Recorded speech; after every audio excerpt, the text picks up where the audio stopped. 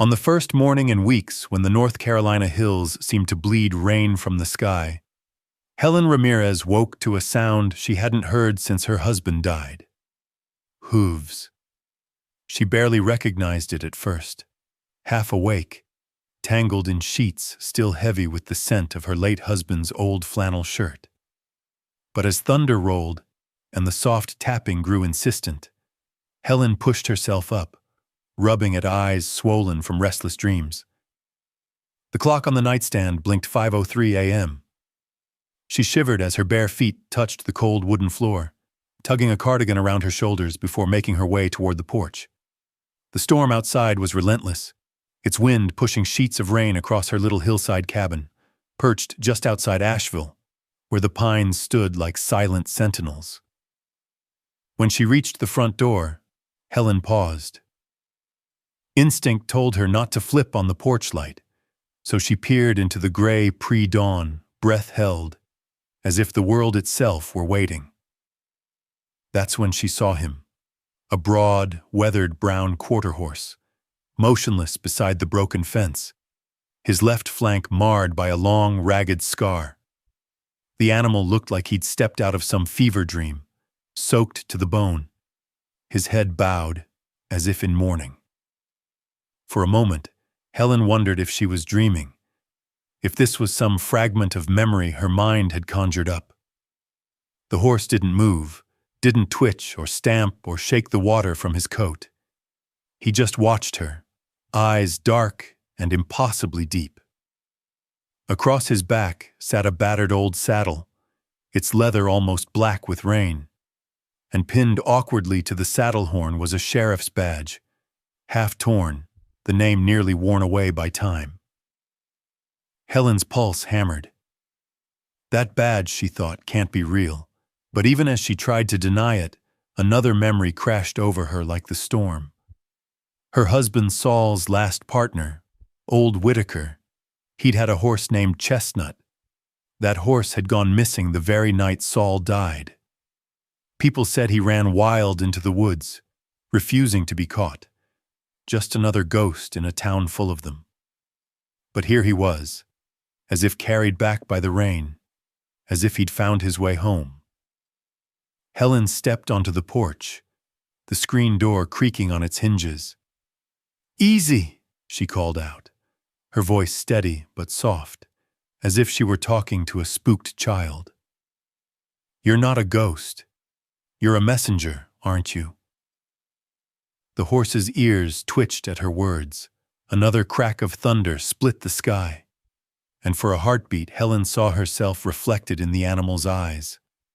Older now, hair streaked with gray, face lined by grief, but still standing. She took a few cautious steps forward, rain soaking through her slippers, ignoring the sharp ache in her knee that always flared up in weather like this. When she got close enough to touch, the horse finally moved, lowering his head until his nose nearly brushed her hand. For one impossible moment, Helen imagined Saul standing beside her, his hand warm on her shoulder. But all she felt was the horse's breath, hot and damp in the cold dawn. She reached out, fingers trembling, and brushed the matted hair between his ears. "Chestnut?" she whispered. "Is it really you?" He didn't answer. Couldn't, of course, but his eyes met hers. And in them Helen saw a flicker of something she hadn't felt in months. Hope. Not the wild, bright hope of youth, but the slow-burning ember that refused to die, even in the darkest nights. For the rest of the day, Chestnut refused to leave the property. He followed Helen around the yard, sometimes pressing his massive head against her back as she mended the broken fence, other times simply standing beneath the eaves, as if he belonged there. More than once, she caught him staring toward the woods, his ears twitching at sounds only he could hear. By sunset, Helen was exhausted. She fed Chestnut a bucket of oats she'd kept in the shed, surprised when he ate hungrily, but with the delicate patience of a trained animal. When she tried to take the battered badge off his saddle, Chestnut jerked away, nostrils flaring. All right, she murmured, hands raised. I get it. Not yet. Thunder rumbled again, shaking the windows. Helen retreated inside, locking the door behind her but leaving the porch light burning. Through the curtains, she watched Chestnut settle at the foot of the steps, rainwater dripping from his mane. She couldn't shake the feeling that he was standing guard, keeping watch over her the way Saul once had. Night deepened, thick with the hum of cicadas and the distant howls of coyotes. Helen dozed fitfully, jerking awake at every branch scrape and distant roll of thunder. Sometime past midnight, she heard another sound, something softer, closer.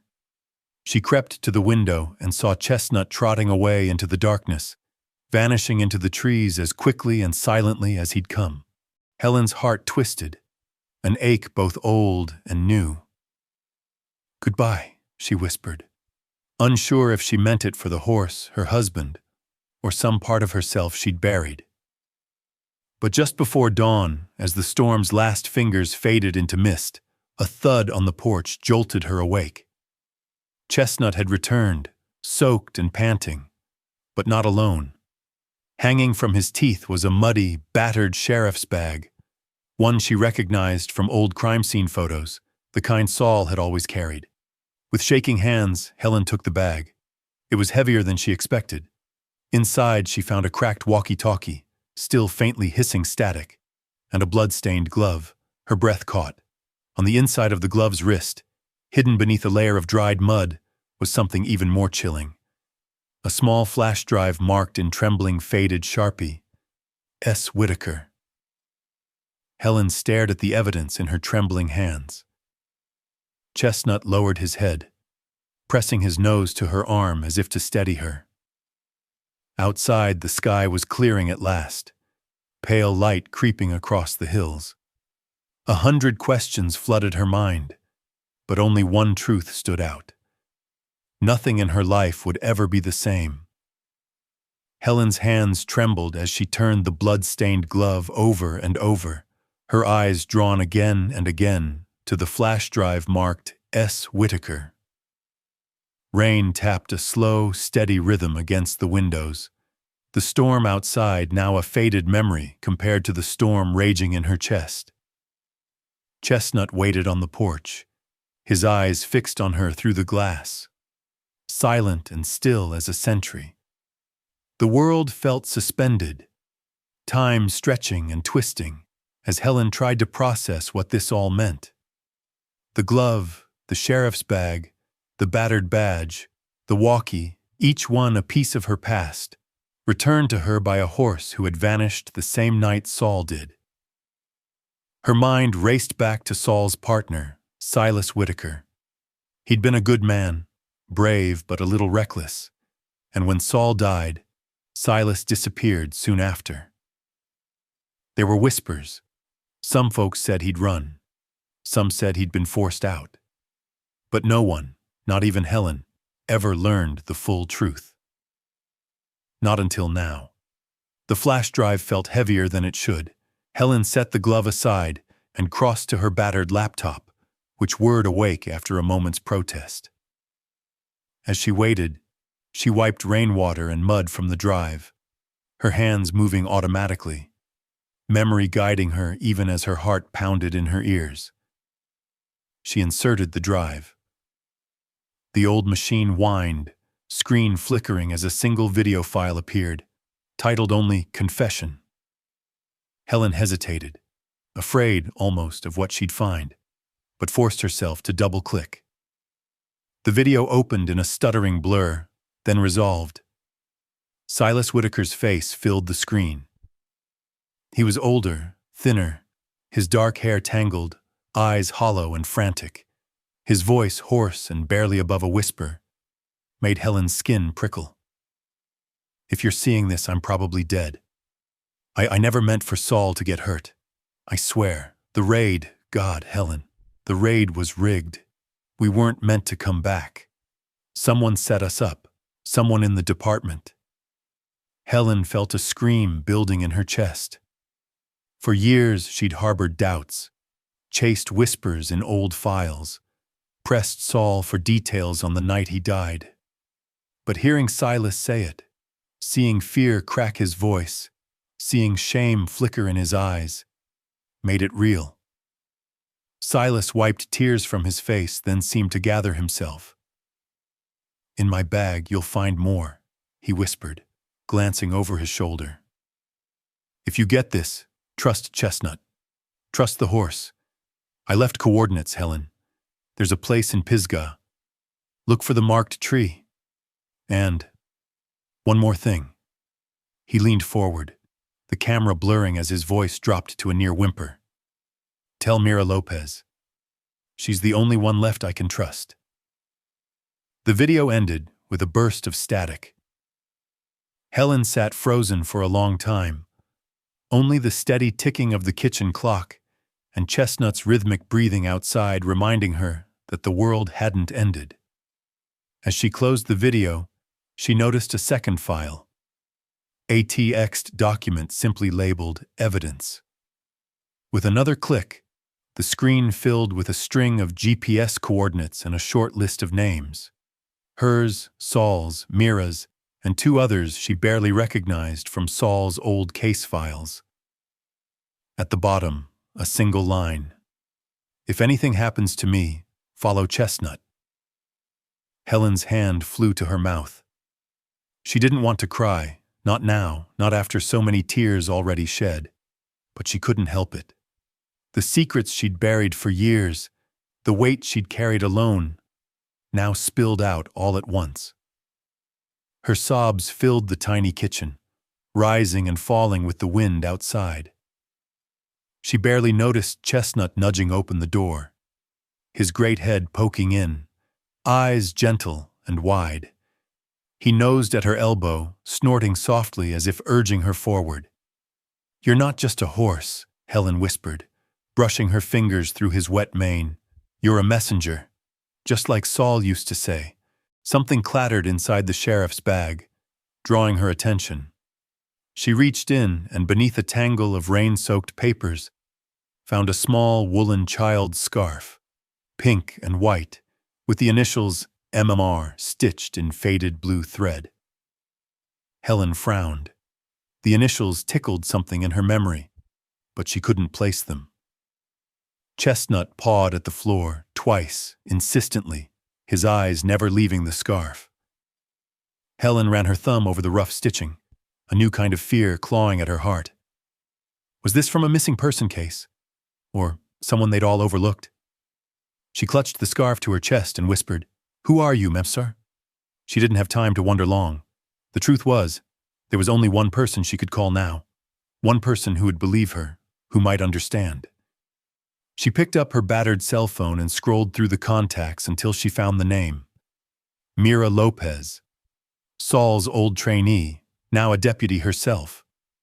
Mira was sharp, loyal, and had never quite fit in with the rest of the department. Helen had watched her grow from a nervous rookie into a woman who took risks, who chased the truth no matter how uncomfortable it got. The phone rang twice before Mira answered, her voice tense but curious. "Helen, are you okay?" "No," Helen said, voice thick with tears.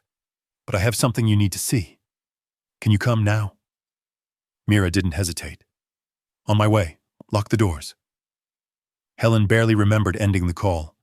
She sank into a kitchen chair, the scarf clutched in her hands, eyes darting to the evidence on the table. The walkie, the badge, the glove, the flash drive. Outside, Chestnut circled the yard, restlessly pacing, as if he sensed something coming. Danger, maybe, or destiny. Helen shivered, wondering how much this horse truly understood. The hours dragged as Helen waited for Mira. Each creak of the house made her flinch. The world outside seemed to hold its breath. When headlights finally cut through the rain-soaked gloom, Helen nearly sobbed with relief. She rushed to the door and flung it open. Mira jogging up the steps, her dark hair slicked back, uniform soaked through. "What's going on?" Mira asked, eyeing the horse, the porch, the broken fence. Helen just gestured her inside, locking the door behind them. She spread the evidence across the kitchen table, explaining everything as quickly as she could. The horse, the badge, the bag, the glove, the flash drive, the video. Mira listened, jaw clenched, eyes scanning every detail with the intensity of a woman searching for answers she'd always suspected were out there, just beyond her reach. When Helen finished, she pushed the scarf toward Mira. "Does this mean anything to you, MR?" Mira picked it up, her eyes going distant. "Not off the top of my head, but there were cases, old ones, where things never added up. Missing kids, evidence that vanished, files that got sealed." Helen felt a chill settle over her bones. "It's all connected, isn't it?" Mira nodded grimly. "We need to check those GPS coordinates. Whatever Whitaker wanted us to find, it's out there. And I'll bet it's the piece that gets Saul justice." Helen pressed her hand to the cold window pane, staring out into the misty forest, where Chestnut stood guard beneath the porch light, silent and sure as a promise. The past was clawing its way back, one hoofbeat at a time, and she knew, with bone-deep certainty, that whatever waited in the woods would change everything. Night pressed heavy against the cabin, thick as velvet and just as suffocating. The storm had moved on, but the world it left behind was slick with memory, muddy, dripping, changed. Inside, Helen and Mira huddled over the kitchen table, the old laptop casting their faces in a cold blue glow. The evidence lay spread out between them: blood-stained glove, battered badge, cracked walkie, pink and white scarf, and the small flash drive that now felt like a fuse burning towards something explosive. Chestnut stood just outside the window, massive and unmoving, his dark eyes visible in the glass like a living reflection. Each time Helen glanced up, she saw him there, silent and patient as a moonlit stone. His presence felt deliberate, even watchful, as if he was guarding not just her, but the secrets clawing their way out of the past. Mira booted up the video file again, her jaw set in a hard line. She'd barely said a word since arriving, but Helen could feel her thoughts churning. Suspicion, guilt, the old ache of doubt. On the screen, Silas Whitaker's confession played out once more. His haunted eyes, the way he looked over his shoulder, the trembling in his voice when he whispered about the raid, the setup and the names. Helen watched Mira's face, saw the lines around her mouth deepen. "You knew something was wrong, didn't you?" she asked quietly, searching Mira's eyes for an answer she was half afraid to hear. Mira nodded, her shoulders slumping. "I did, but not enough. Back then I was just a rookie, barely out of training. Saul tried to warn me, but every time I got close to asking real questions, someone in the department would call me off. Said I was chasing ghosts, seeing things that weren't there." She shook her head, bitter laughter curling from her lips. "But it was all there. I just didn't look hard enough." Helen reached across the table, squeezing Mira's hand. "They wanted you quiet. All of us, really. Easier to let the dead stay buried." Mira glanced at the scarf. "Who do you think MR is?" Helen sighed, rubbing her temples. "Saul used to keep a journal, old cases, hunches, things he couldn't say out loud in his reports. I never had the heart to throw it out. Might be something in there." She shuffled across the living room, fingers trailing along the dusty shelf until she found the leather-bound book, edges worn soft by years of handling. She brought it back, the weight of it reassuring in her hands. Mira flipped it open, eyes scanning page after page of Saul's looping script. There were names, dates, cryptic notes, shorthand only someone close to Saul could understand. "Here," Mira pointed to a passage from years ago, Case, missing persons Pisgah. Initials MSAR discrepancy in evidence logged. Whitaker uneasy. Her finger trembled. There's more. Other names. Dates around the time Saul was killed. Looks like 2 other deputies from the same mission just vanished. No follow-up, no public trace. Helen felt the room tilt slightly. How did we miss this? 2 missing men, and no one sounded an alarm? They covered it up, Mira whispered, voice raw. Anyone who got close got reassigned. Or worse, like Saul and Whitaker, ended up gone. She leaned back, staring at the ceiling as if answers might be hidden in the flickering shadows. I should have done more. I kept telling myself the system would work, that someone higher up would take care of it, but Helen cut her off gently. You were young. They wanted you to doubt yourself. That's how they keep things buried. A low thump interrupted them. Chestnut's nose pressed to the glass, fogging up the window. He pawed at the ground, eyes locked on Mira, then Helen. There was an intelligence in his gaze, a pleading urgency. Mira closed the journal and stood, moving to the window. He's not just waiting, she murmured. It's like he's trying to say something. I read about horses being trained for all kinds of search work. But this is something else. Helen nodded. Saul used to joke Chestnut was smarter than half the force, said the horse could smell a lie from a mile away. They watched as Chestnut paced along the porch, stopping now and then to stare at the woods beyond the fence. The scarf in Helen's hand felt heavier, and for a moment she wondered if the initials meant more than just a missing child. Maybe they were a code, or a warning, or a promise. Helen's mind reeled with questions, but she forced herself to focus. We have those GPS coordinates from the flash drive. If we go tomorrow, at first light, I'm with you, Mira said before Helen could finish. No matter what we find out there. Silence settled again, thick with dread and anticipation. Helen reached for the cracked walkie, turning it over in her palm. Saul used to leave me little voice notes, messages on nights he was out late, so I wouldn't worry.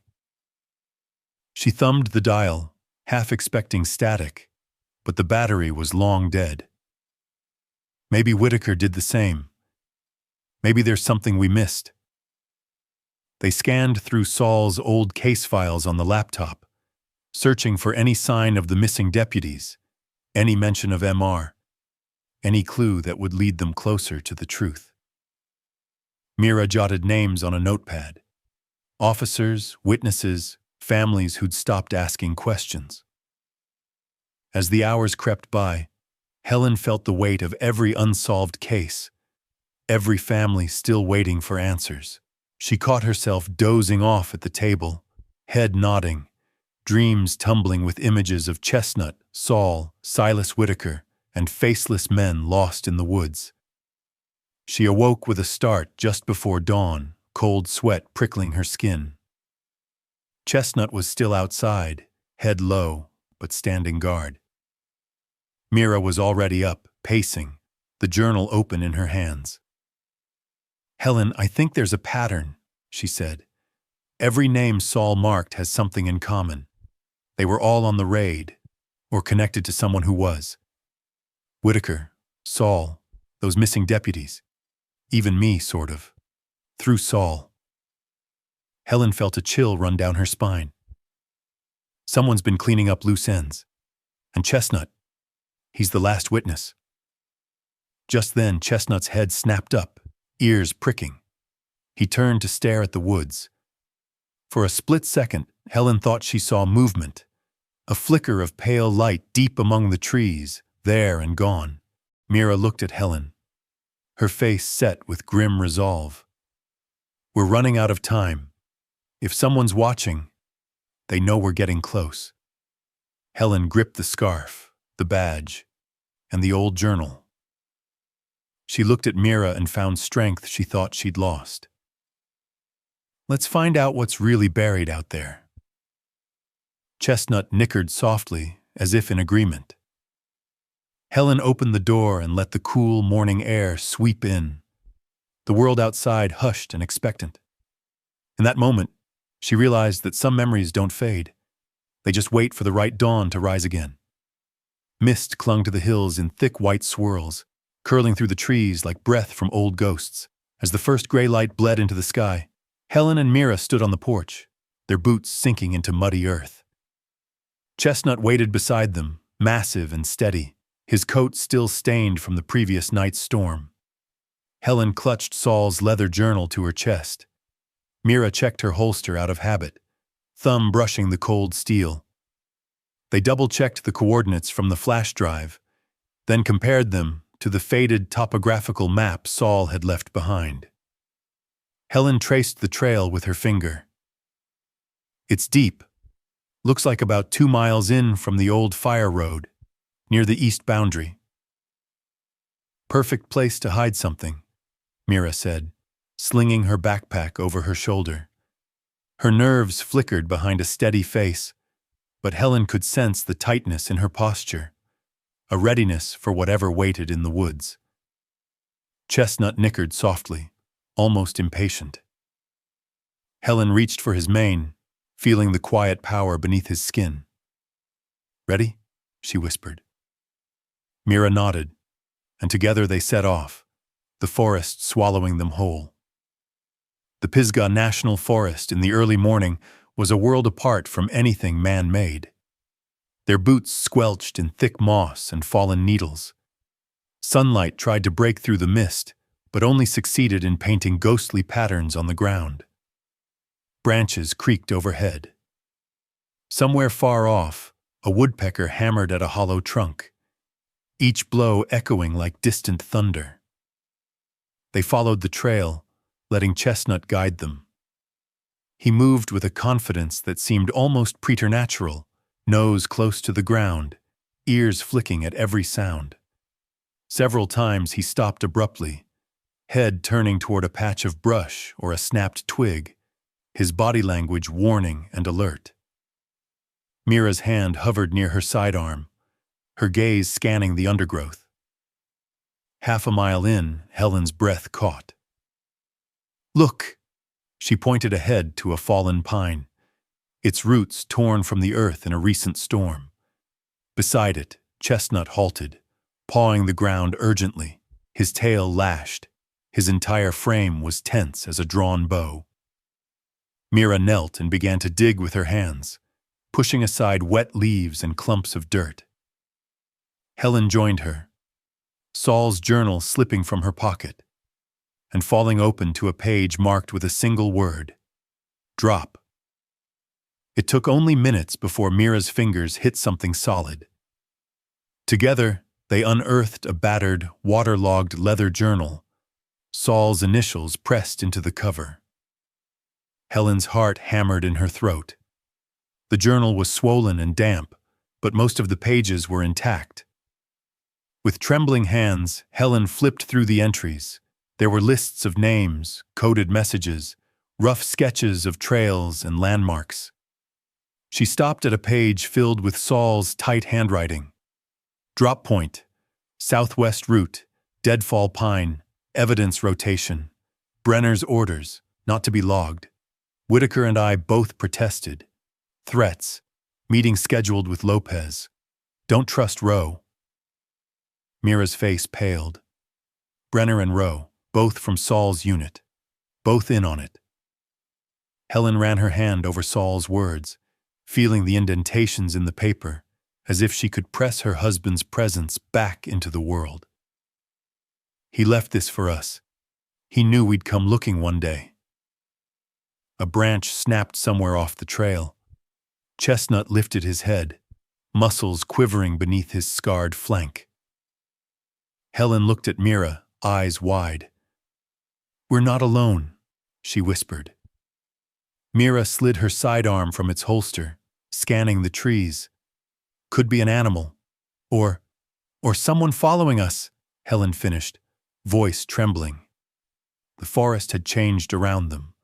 What felt open before now pressed in, the mist turning every trunk into a shadow, every branch into a waiting hand. Helen felt her skin prickle. Chestnut took 2 steps toward her, then planted himself, as if shielding her from whatever hid in the gloom. Mira pressed a finger to her lips and motioned for Helen to kneel. They waited, every sense straining, breaths shallow. Chestnut didn't move, ears flicked forward, eyes burning holes into the thick underbrush. For a long moment, nothing happened. Then, just as Mira started to rise, another branch cracked, closer this time. Helen's hands tightened on the journal. She could see a figure, a silhouette, little more than a blur in the fog, standing just beyond the reach of the growing light. Mira called out, voice sharp but calm. "This is Deputy Mira Lopez. Show yourself." The silence that followed was total. Even the birds seemed to hold their breath. Then the figure turned, melted into the trees, and was gone. Whoever that was. "They're watching," Helen whispered. "They know we're here." "We have what we came for," Mira said, voice steady. "Let's not give them a reason to make a move. At least not until we're ready." Helen tucked Saul's journal into her bag, her fingers lingering on the worn leather. She pressed her cheek to Chestnut's warm shoulder, drawing strength from his steady heart. "Thank you," she murmured. "You found it, just like you found your way home." Chestnut lowered his head, almost nuzzling Helen's hair, her heartbeat. The fear and grief eased, replaced by the old comfort of companionship, a reminder that love, like memory, leaves traces even after everything else is gone. As they turned back down the trail, Helen glanced over her shoulder one last time. The mist was lifting, and for a split second, she thought she saw another figure. Tall, broad-shouldered, familiar in the way that dreams sometimes are, standing beside the fallen pine.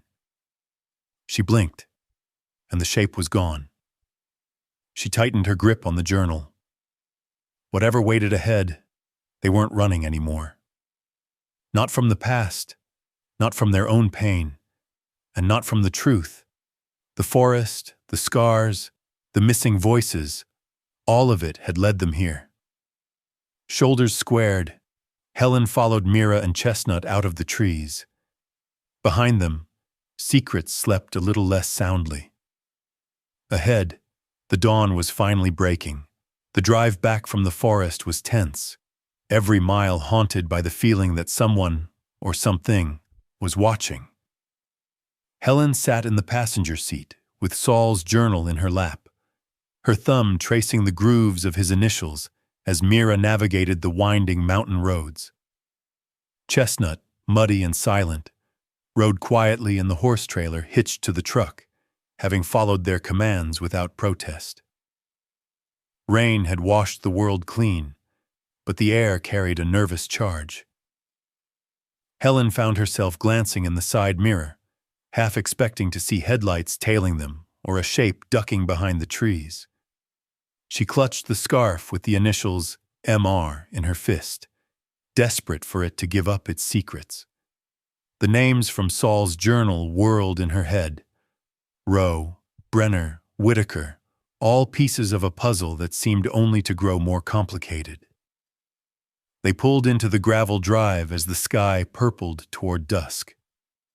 Mira parked and stepped out, eyes scanning the woods as if expecting the stranger to step out from behind a pine at any moment. Helen unlocked the cabin door, her hands shaking, feeling a chill seep through the walls that had nothing to do with the evening air. Chestnut waited by the porch, stamping his hoof twice, an old habit Helen now understood as a signal. "You did good, boy," she said, brushing his rain-soaked neck. "I think you knew all along we weren't finished yet." Inside, Mira spread the contents of Saul's journal and the recovered evidence across the kitchen table. She set her sidearm beside the battered badge, and her gaze met Helen's. "You sure you want to keep digging? This isn't just old secrets. If someone covered all this up, they won't want us stirring it back up." Helen's voice was steady, even as her insides twisted. "Saul died for this. Whitaker vanished. Those other deputies, they're still missing. Maybe worse. We can't just let it go." Before Mira could answer, the headlights of an unfamiliar vehicle swept across the window, startling them both. Helen's heart slammed into her ribs. Mira went to the window, careful not to be seen, and peered out. A government-issue SUV was idling in the drive. The doors opened, and a man stepped out, tall and broad, wearing a slick Forest Bureau jacket and mirrored sunglasses despite the dusk. Mira's hand went to her holster. Helen straightened, every nerve on edge as the man climbed the porch steps and knocked. 3 slow, deliberate raps. Helen opened the door just enough to see his badge. "Can I help you?" "Ma'am, I'm Agent Rowe," he said, his voice smooth and official. "I'm with the Forest Bureau. We're conducting an inspection. There have been reports of a missing state asset.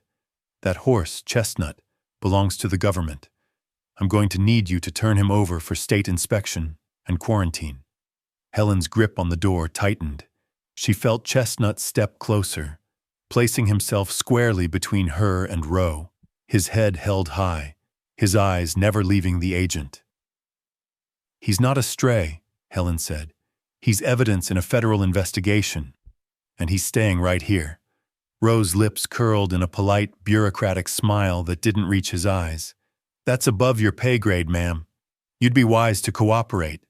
Chestnut's ears pinned back. He stood his ground, an unmoving wall of muscle and willpower. Mira stepped into the doorway, her hand resting on her weapon in plain view. "If you have an order, show it. Otherwise, you're trespassing." Rowe hesitated, then slipped his hand into his jacket. Helen tensed, but he only produced a slim folder and flipped it open, revealing official-looking documents. "You'll see everything is in order," he said, his voice hardening just a notch. "We don't want any trouble. The Bureau is just following protocol." Helen studied the paperwork. Her years as Saul's partner had taught her to spot fakes, and something about Rowe's documents felt off. There were too many gaps, too many sections blurred or redacted. She shook her head. "No, I'm not handing Chestnut over. Not to you, not to anyone, until this is settled." Rowe's gaze flickered to Mira.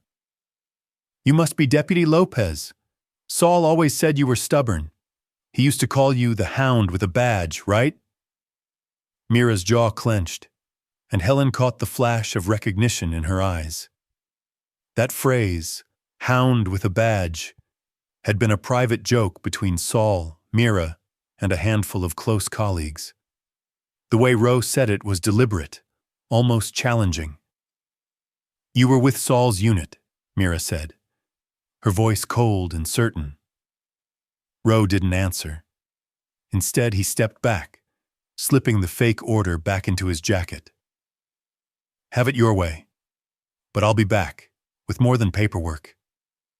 He turned, descending the steps and disappearing into the fading light, leaving the threat hanging in the air like a knife. Helen closed the door and bolted it. Her hands shook as she let out a ragged breath. Chestnut pressed his nose to her arm, warm and solid. "He knows," she said softly. "He knows what really happened."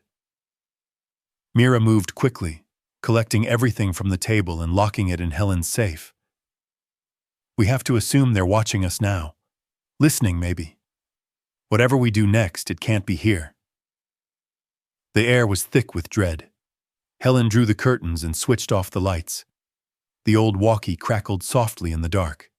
Static. Or maybe a faint voice. Mira turned the volume up, but only the empty hiss of airwaves filled the room. "Saul left clues," Helen said, her voice trembling but determined. He trusted us to finish what he started. Chestnut circled the room, then stopped by the door, head held high, nostrils flaring. He was more than just a horse. He was a witness, a survivor, a guardian. Helen knelt beside him, resting her forehead against his scarred flank. "We're not giving up, not now."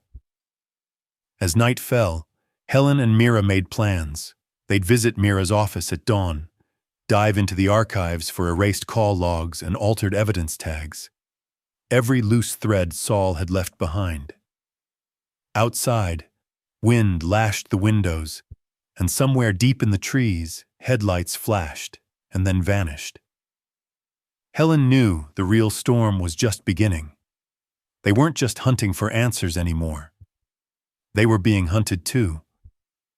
And for the first time since Saul died, she wasn't afraid. She was ready. Dawn broke with a pale, watery sun that did nothing to burn off the thick fog clinging to Asheville's hills. Helen awoke to the muffled thud of Chestnut's hooves pacing outside her window, a low, anxious sound that seemed to echo the new urgency inside her. Mira was already up, poring over Saul's journal in the kitchen, dark circles under her eyes and her phone clutched tight, waiting for the signal to move. Neither of them spoke much as they hurried through coffee and a quick breakfast. Chestnut shadowed Helen as she loaded a battered lockbox, stuffed with evidence and Saul's notes, into the back of Mira's cruiser.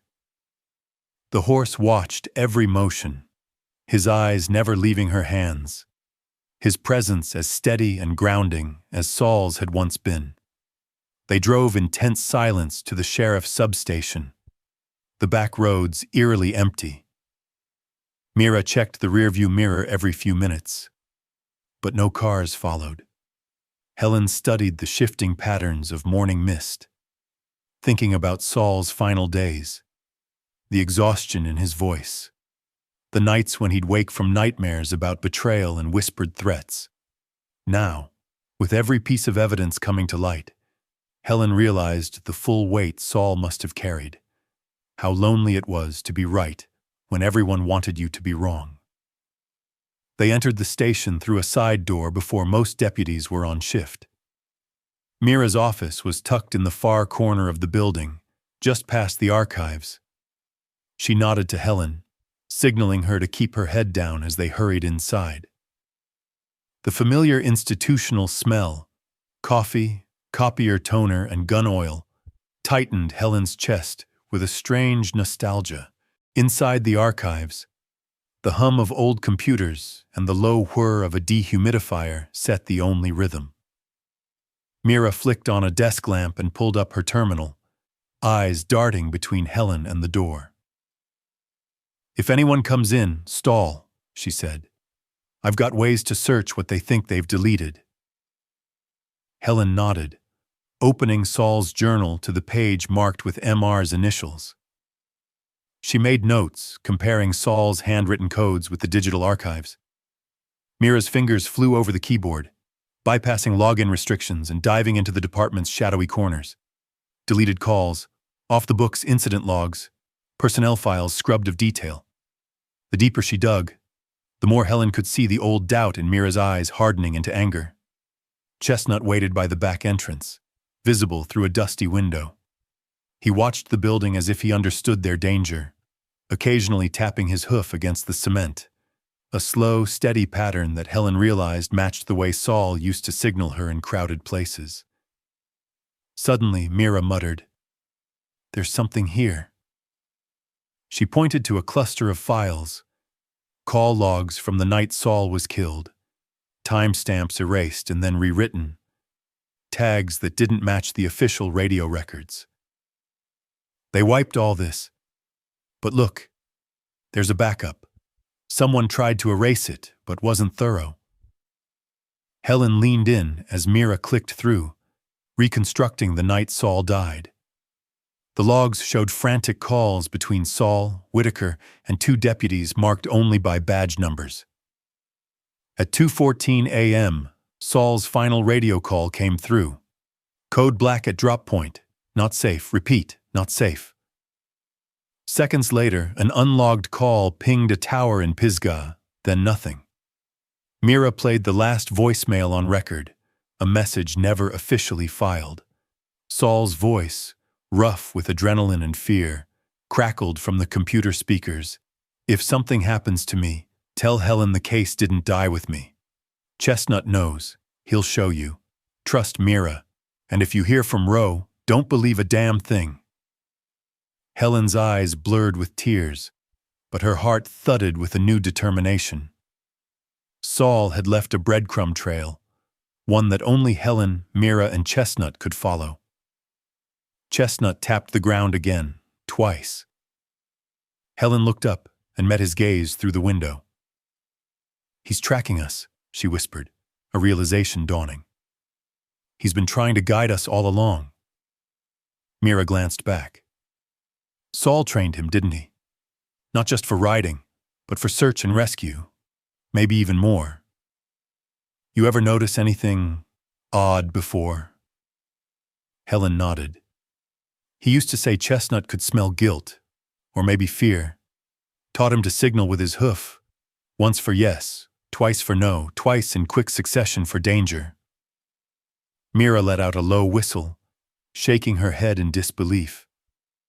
And all this time, they thought he was just another horse.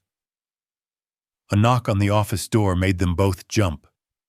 Helen's heart froze, but Mira signaled her to remain calm.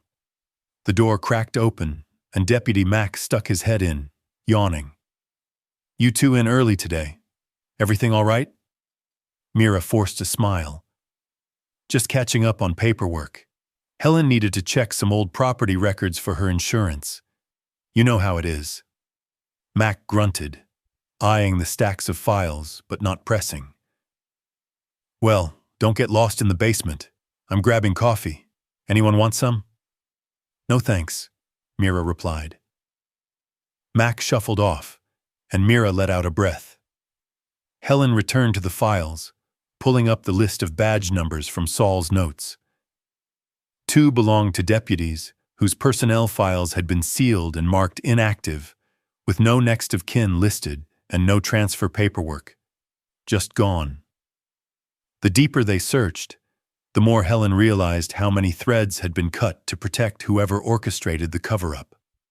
As the hours passed, Mira pieced together a timeline. Every missing file, every altered tag, pointed back to 2 names: Roe and Brenner. So Roe had been in charge of evidence rotation, and Brenner had run interference whenever someone tried to push for answers. Saul and Whitaker, it seemed, had gotten too close and paid for it.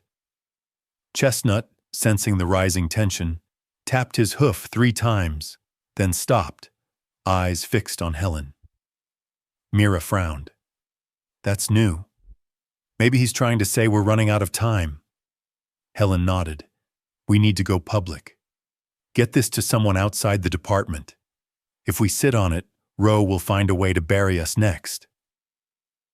Mira agreed, her voice steady but fierce. "I'll call a friend in the federal prosecutor's office, but we need to protect the evidence. And Chestnut." They loaded everything into a duffel and hurried to the parking lot, Chestnut following closely. Mira looked at Helen, a rare smile breaking through her worry. He never gave up on finding the truth. Neither should we. As they drove away, Helen glanced in the rearview mirror, watching Chestnut's reflection. He was more than a witness.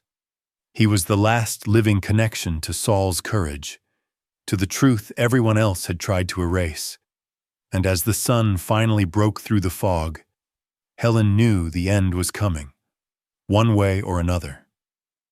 They didn't sleep that night. Mira drove them north out of Asheville and deep into Pisgah, the old forest brooding beneath a full moon and a restless wind. Chestnut rode in the trailer, head hanging out the side window, dark eyes watching the roadside shadows, as if he could sense danger gathering in the hush between trees. Helen's heart pounded with the sense that they were running out of time, that everything Saul, Whitaker, and the others had died to uncover was close, yet still just out of reach. The plan was simple. Follow the remaining GPS coordinates, the last clue from Whitaker's Drive, to a remote ranger outpost deep on Trail 19. Mira drove without headlights for long stretches, taking back roads known only to locals, always checking the rear view for taillights. The world shrank to the slap of wind, the crunch of tires on gravel, and the cold steel of the duffel bag full of evidence locked between Helen's boots. They arrived just before dawn, the ranger post a sagging shadow among the trees. It hadn't seen an official occupant in years. Its windows were boarded, roof patched with tarps, a heavy padlock rusted onto the door. Helen felt the air grow colder as she stepped out, Saul's journal clutched against her chest. Mira unlatched the trailer. Chestnut stepped out, shook the road dust from his mane, and immediately began to pace in a slow, deliberate circle, nose close to the ground. His hooves crunched over dead leaves and brittle pine cones, finally stopping beside a clump of overgrown grass near the porch. "He's found something," Mira said. Helen nodded, heart thudding. They followed as Chestnut pawed at the earth, ears twitching at each distant sound. Helen knelt and brushed away leaves, fingers numb from cold and adrenaline. Beneath the detritus, she found an old iron ring half buried in the mud. Mira grabbed a crowbar from the truck, wedging it under the ring. With a grunt, she pried it up, and a camouflaged trapdoor swung open, exhaling a rush of cold, damp air from below. A ladder led down into a cramped cellar. Mira went first, flashlight slicing through the dark. Helen handed the duffel down, then followed, her boots thudding on the packed dirt floor. Chestnut stayed above, his silhouette blocking the weak morning sun. The cellar was lined with old evidence lockers, some still sealed, others forced open and stripped. On a low shelf sat a crate marked with Saul's handwriting, "Drop evidence, not for logging." Helen's hands shook as she broke the seal, finding inside not just papers, but a stack of tapes, crime scene photos, and a small revolver in a plastic bag. At the very bottom was a folder labeled with two names, Rowe and Brenner. "They kept everything," Helen whispered. Saul was right. Mira leafed through the files. Illegal transfers, fake tags, payoffs from the cartel runners. This is it. The whole case. Enough to bring down half the county, maybe more. A gunshot cracked above their heads, shattering the silence. Helen dropped to her knees instinctively. Mira cursed and killed her flashlight. From above, there was a scramble, the heavy sound of boots on the porch, a voice shouting, "They're down here! Move in!" Another shot rang out, this one ricocheting off the cellar's metal ladder. Chestnut reared and screamed, hooves thundering. Helen's blood turned to ice. She scrambled for the duffel and the evidence, stuffing everything back inside as fast as she could. Mira pushed Helen back into the shadows. "Stay down," she barked, drawing her weapon. "If they get in here, we're trapped." Above them, Chestnut's silhouette loomed in the trapdoor's frame. Helen saw the flash of gunfire and heard the dull, sickening sound of a bullet finding flesh. A guttural scream tore from her throat as Chestnut staggered, blood blooming on his flank. But the horse didn't fall. He wheeled and charged, slamming into the shooter, the force knocking both of them off the porch and into the undergrowth. Mira vaulted up the ladder. Helen forced herself to follow, heart in her throat. By the time she emerged, Chestnut was staggering but still upright, blood matting his side. The shooter, masked and dressed in black, rolled on the ground, pistol glinting in the dawn light. Mira didn't hesitate. She fired twice, her shots clean and decisive, sending the man's weapon spinning into the dirt. He lay still, groaning, Helen dropped beside Chestnut, tears streaking her face. "Don't you dare leave me now," she choked out, pressing her hands to the bleeding wound. "You found the truth. You brought us here. You can't go yet. Not now." Chestnut lowered his head, eyes closing, breath harsh and uneven. Helen stroked his mane, rocking back and forth. Mira knelt beside her, voice tight. "We need to stop the bleeding. We need a vet now." Helen ripped a strip from her jacket, pressing it to the wound, her hands sticky with blood. She forced herself to focus, whispering to Chestnut over and over, "Stay with me, please, please." The shooter groaned, and Mira rolled him over, ripping off his mask. Helen's breath caught. The man's face was gaunt, eyes bloodshot, hair streaked with gray, so Mira stared in disbelief. "Brenner, Lieutenant Brenner, you're supposed to be dead." Brenner spat blood, a twisted grin on his face. "Dead? Not yet, but you will be. You should have left it all buried. You don't know what you're up against." Mira cuffed him, reading him his rights with icy precision. She called for backup, voice shaking with adrenaline and fury. As she secured Brenner, Helen kept pressure on Chestnut's wound, refusing to let go. "He's not just a horse," she said, voice thick. "He's the only one left who remembers what you did." Brenner's eyes darted to Chestnut. "That animal. He was supposed to die with the rest of them, just like Saul, just like Whitaker." Helen's anger flared, sharper than pain. But he didn't, and neither did the truth. Sirens wailed in the distance. Mira's call for help, bringing deputies, paramedics, and soon, federal agents. Mira pressed a hand to Helen's shoulder. "We'll get him to the hospital. You go with him. I'll handle the scene." Helen nodded, her focus on Chestnut. As the sun broke through the clouds, its light caught the sheriff's badge still tied to his saddle. For the first time since Saul's death, Helen felt hope swell, fierce and stubborn, inside her chest. Chestnut was loaded into the trailer with the help of deputies and rushed toward the emergency vet. Helen rode beside him, hand never leaving his neck, whispering words of comfort and gratitude. "You did it, old friend. You kept your promise." As the trees sped past, Helen knew that this wasn't just about finding the truth anymore. It was about honoring every silent witness, every scar, every promise made and kept, no matter the odds. And as Chestnut fought for breath, Helen vowed to fight for him, with everything she had left. The ambulance bay was lit by harsh fluorescent lights, but for Helen, the world narrowed to Chestnut's heaving sides and the sticky warmth of blood on her hands.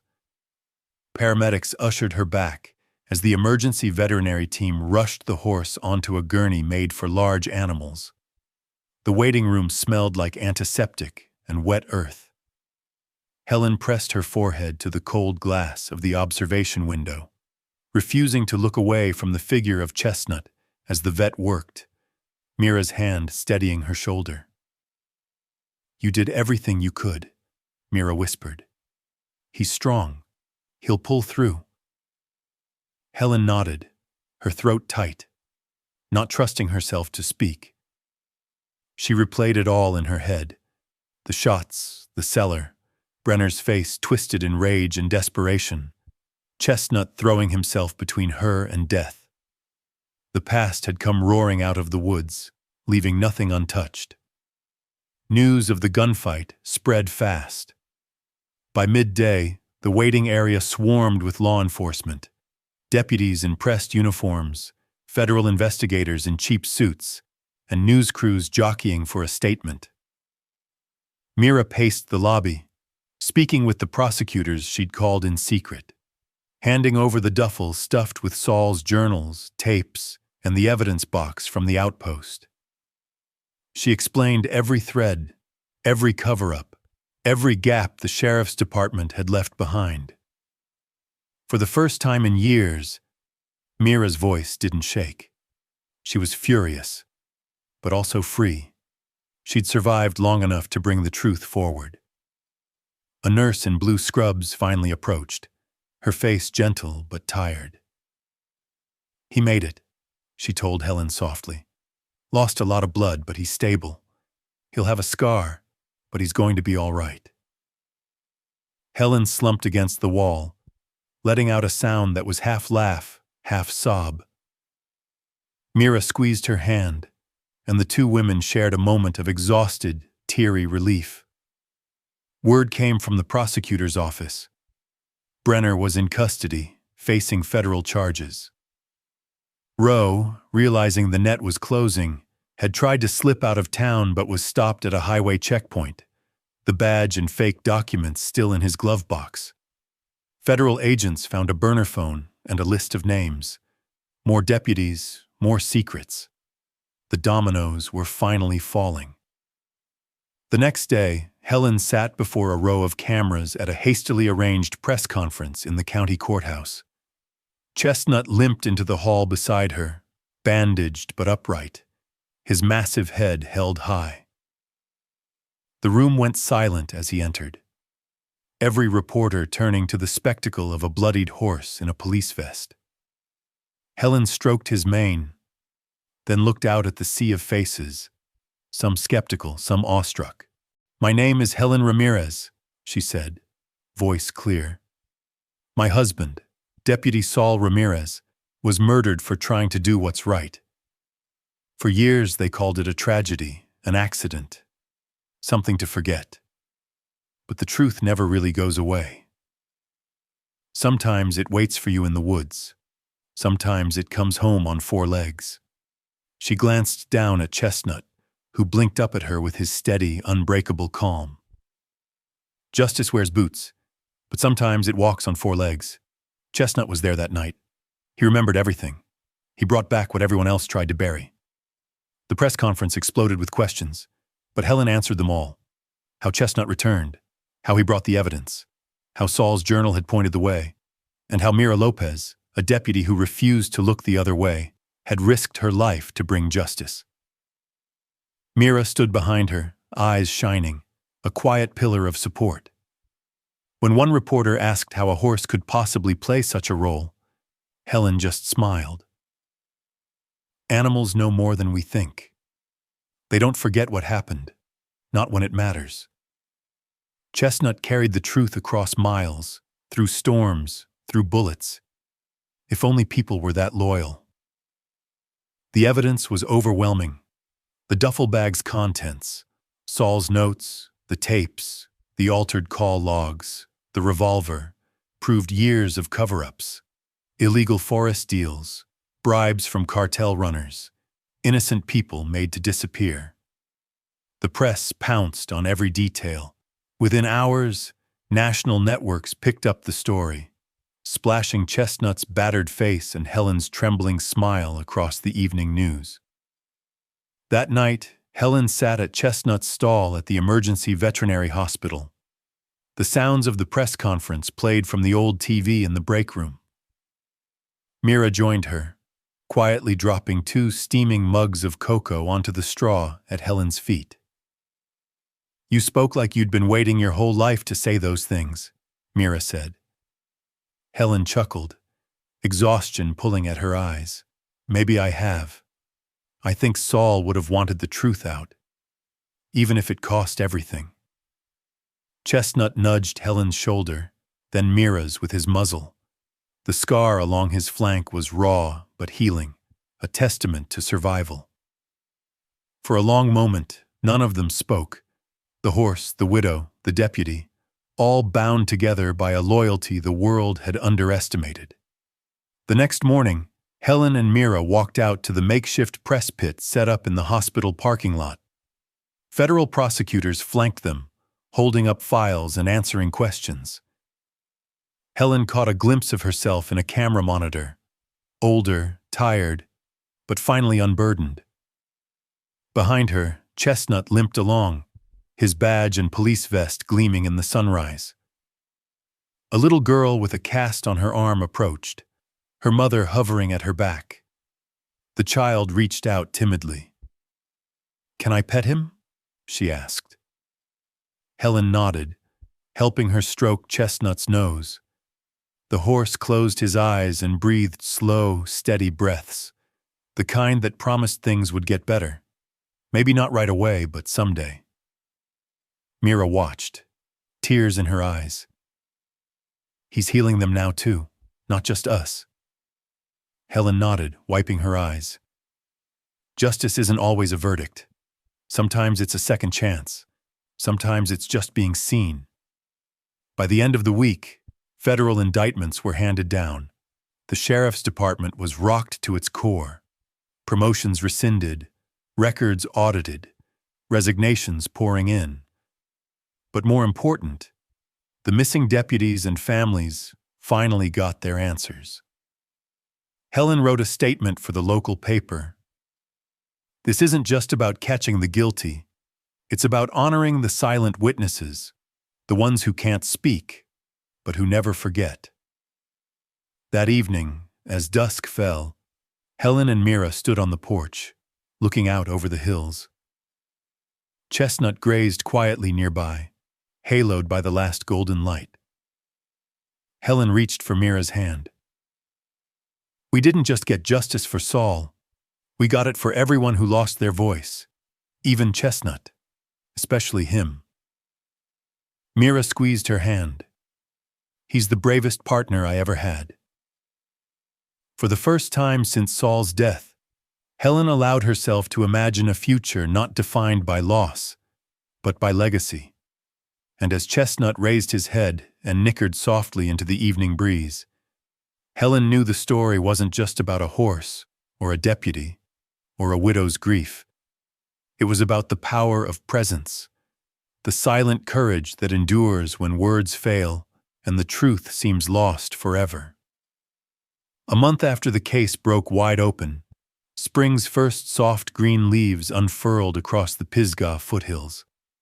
The scars of the storm had faded, but not disappeared, much like the scars on Helen's heart, or the ones that now marked Chestnut's flank. Life at the little ranch on the hillside slowly returned to a new kind of normal, one colored by grief but also by a pride that ran deeper than sorrow. Helen sat on the porch with a mug of coffee, watching the sun creep up over the distant blue ridges. Chestnut grazed nearby, still limping, but his coat had regained its coppery shine. The world felt brighter and somehow safer than it had in years. Helen found herself breathing easier, the old ache in her chest finally giving way to something gentler: acceptance. It was a day of ceremony, a day the whole community had decided to mark. The sheriff's department, what was left of it after the federal purges, had organized a memorial for Saul, Whitaker, and the two missing deputies whose families had waited so long for answers. Local schools closed for the morning. Shopkeepers hung ribbons on their doors. Reporters from the city milled around the church parking lot, their cameras slung low, a little more respectful now than in the frenzy of those first headlines. Helen, dressed in her late husband's favorite blue shirt, pinned his badge to her lapel. Mira picked her up just after 8, wearing her own dress blues and an expression of quiet determination. In the back seat, a folded American flag rested beside a bouquet of wildflowers, and the scarf with MR stitched in the corner. On the drive, neither woman spoke much. They didn't need to. Everything important had already been said. The ceremony took place at a new memorial site near the edge of the forest.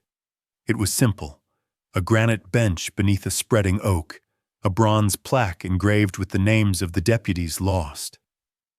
Saul's name was there, of course, but so were Whitaker's and the others, names that had nearly slipped through the cracks. At Helen's request, there was one more inscription beneath the others: for all the silent witnesses, human and otherwise, who remembered what others forgot. A hush fell as the crowd gathered. The pastor said a few words about duty, memory, and the cost of silence. The sheriff's choir sang Amazing Grace. Chestnut stood beside Helen throughout, wearing a new blue halter and the old battered badge on his saddle. Children from the local school lined up to lay white roses at the foot of the bench. Some shyly reached out to stroke Chestnut's nose, their voices soft with awe. After the ceremony, Helen stayed behind, waiting for the crowd to thin. She knelt beside the bench, tracing her fingers over Saul's name, letting the memories wash over her. "We did it, Saul," she whispered. "You didn't get to see it, but your truth is out now. You and Chestnut. You never gave up on us." Mira joined her, holding the child's scarf. "I looked up the initials," she said quietly. "M.R. Maria Rodriguez. She was reported missing 3 weeks before the raid. The case was sealed and forgotten. Her family moved away, but the scarf must have been evidence Saul never got to return." Helen's heart clenched, thinking of the little girl lost in the paperwork, another story almost erased by indifference. "We should send it to them," she said. "Let them know she mattered." Mira nodded. "We will. That's why this all matters. The little things, the evidence everyone else overlooks." A group of children, curious and fearless, circled Chestnut, who stood still as a statue while they braided clover into his mane. One little boy, shy and silent, pressed his forehead to the horse's shoulder. Chestnut stood perfectly still, his breath calm and warm. The boy's mother mouthed "thank you" to Helen, and Helen just smiled, feeling something loosen in her chest. Later that day, Helen walked the trail behind the memorial, Saul's journal tucked under her arm. The woods were full of birdsong and the earthy scent of new growth. She paused at a bend where the trees thinned and sunlight dappled the ground, a place that once felt haunted, but now seemed peaceful. She sat and opened the journal, paging through Saul's scrawled notes, sketches, and lists of names. It struck her how much of their life had been built on details, patterns only seen in hindsight, secrets hidden in plain sight, wounds that refused to close until someone cared enough to look. For so long she'd tried to make sense of the silence left behind by Saul's death. Now she understood it wasn't just about answers. It was about bearing witness. She began writing. At first, it was a letter to Saul, then to the other deputies, and then to the people who had lost someone to injustice. But as the sun rose higher and the breeze stirred the pages, it turned into something bigger, a book, or maybe a testimony. She wanted to capture everything: how Chestnut waited at the fence, how the clues came together, how stubbornness and courage could unearth truths left buried by fear and corruption. In the evenings, she wrote at the kitchen table, sometimes reading aloud to Chestnut and Mira, who offered quiet nods of encouragement. When she hit a block, she'd walk out to Chestnut's paddock and talk through the story with him, as if he could understand every word. In those moments, she realized how powerful it was to simply be heard, even by a creature who couldn't reply. That, too, was part of the lesson Chestnut had taught her. The day the first draft was done, Mira organized a small gathering at the ranch, a thank you for the neighbors, deputies, and federal agents who hadn't looked away. Helen read from her manuscript, her voice steady. He never said a word, but he remembered everything. He brought us the truth, not in language, but in loyalty, in scars, in the way he came home when nobody else dared. Some witnesses cannot speak, but their presence demands that we listen. Chestnut's story reminds us that silence can hold truth, and that justice sometimes comes from the most unexpected places. The audience was silent for a long moment. Then applause rose like wind through the trees. Even Chestnut seemed to nod, his eyes closing in the last golden light of day.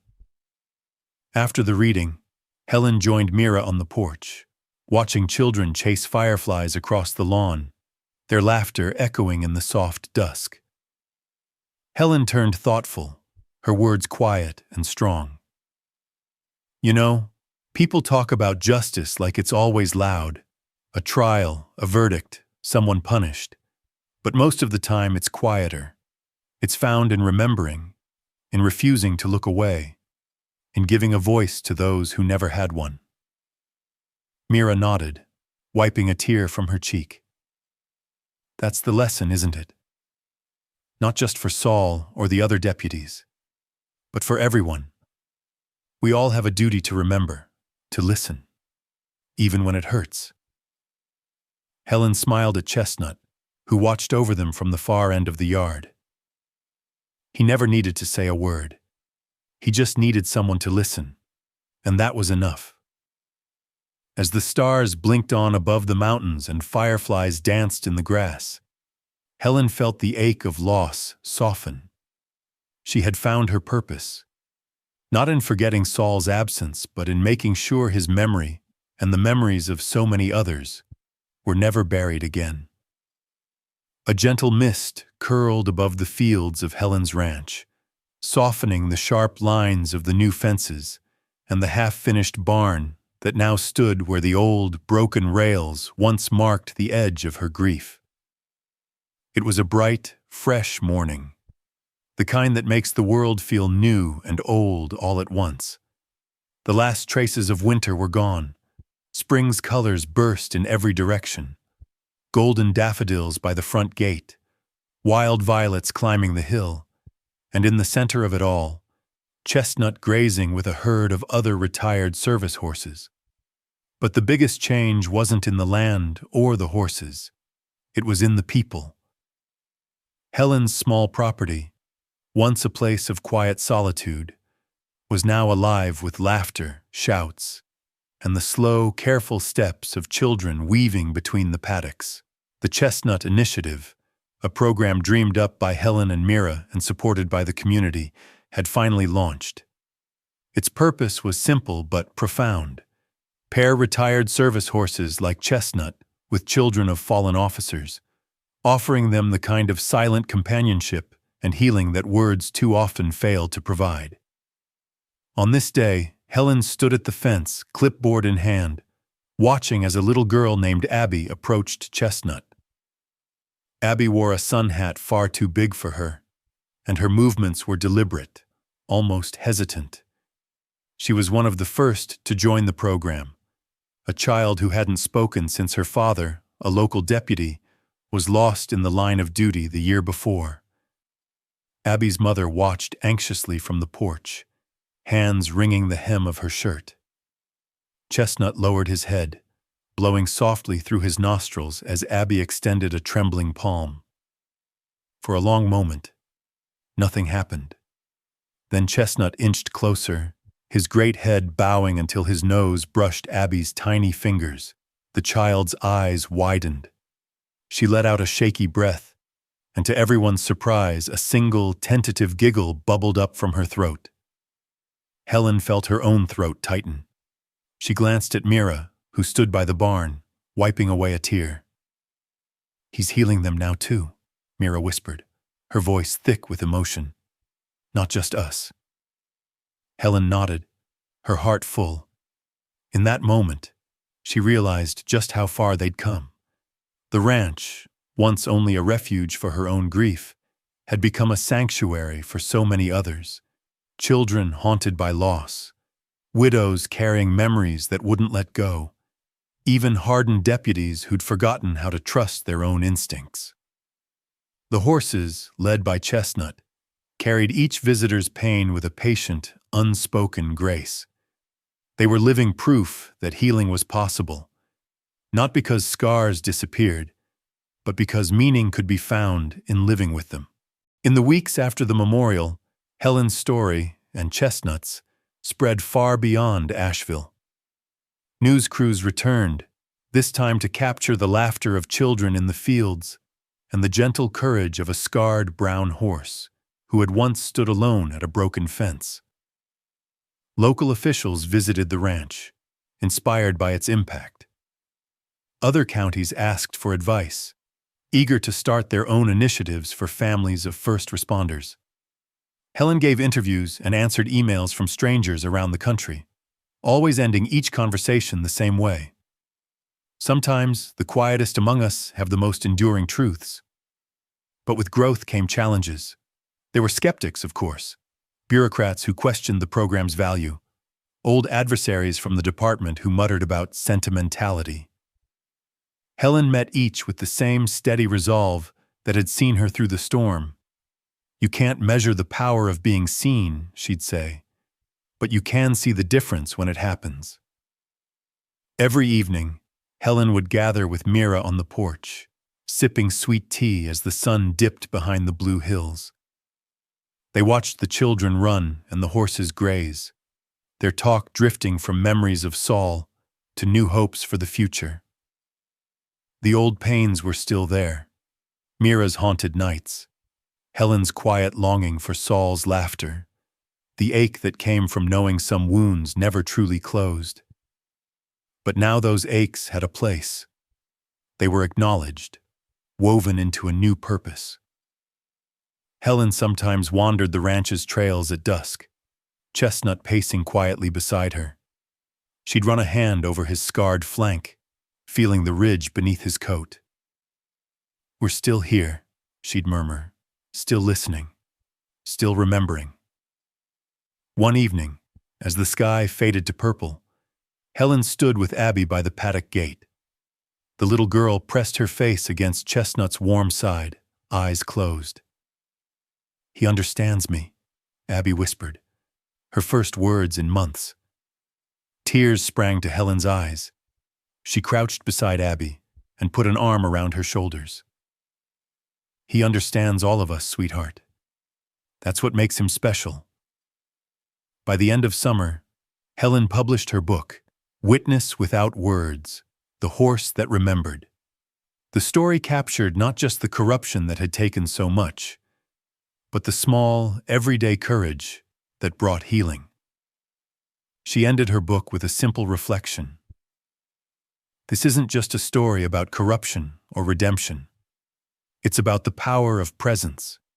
In a world obsessed with words, sometimes the quietest among us carry the most enduring truths. Chestnut became more than a horse. He was memory, testimony, and bridge. Healing doesn't erase scars. It gives them meaning. When a story is nearly buried, sometimes a brown horse has to dig it out. Helen's life was changed, not by the tragedy itself, but by her decision to face it, to speak for those who couldn't, to carry forward a legacy built on love and listening. The ranch flourished. Abby and the other children laughed more each day, their silences less heavy. Mira, once hardened by duty and disappointment, rediscovered her faith in justice, not the kind measured in courtrooms, but the kind written in small acts of kindness and courage. On the anniversary of Saul's death, Helen hosted an open house at the ranch. Families, deputies, and neighbors gathered beneath the great oak at the memorial bench. They shared food, swapped stories, and at sunset, they each tied a blue ribbon to the fence for someone they wished to honor. Helen spoke softly to the assembled crowd. "When we lost Saul, it felt like the world was too loud with questions and too quiet with answers. I almost forgot how to hope. But Chestnut didn't. He waited, he remembered, and when the time came, he carried the truth home. This place is for everyone who needs to know they're not forgotten, that their story still matters. So share this. Tell it loud, so no silence, no matter how old, ever buries the truth again." That night, Helen sat with Chestnut beneath a sky swirling with stars, her heart at peace. She knew the world would never be free of sorrow or injustice, but it could always be changed by those who refused to let silence win. Chestnut nuzzled her shoulder, and she closed her eyes, knowing that the legacy they'd built, quiet, scarred, enduring, would outlast them both. underscore underscore underscore underscore underscore underscore underscore underscore underscore underscore underscore underscore underscore underscore underscore underscore